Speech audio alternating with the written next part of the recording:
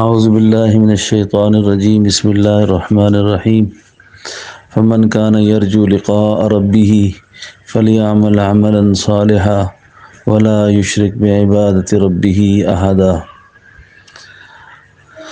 آمنت باللہ صدق اللہ مولانا العظیم۔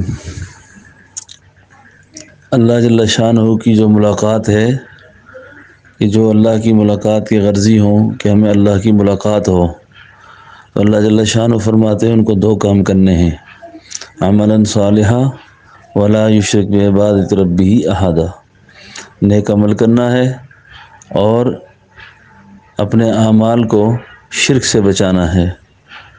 شرک ایک بہت بڑی بیماری ہے، اس بیماری سے ہر اعتبار سے توبہ کی کوشش کرنی چاہیے۔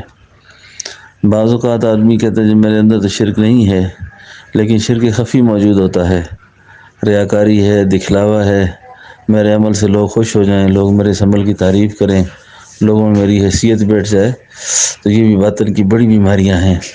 تو اللہ جل شانہ ہم سب ساتھیوں کو اللہ اس سے محفوظ رکھے، اللہ سب کی حفاظت فرمائے۔ السلام علیکم۔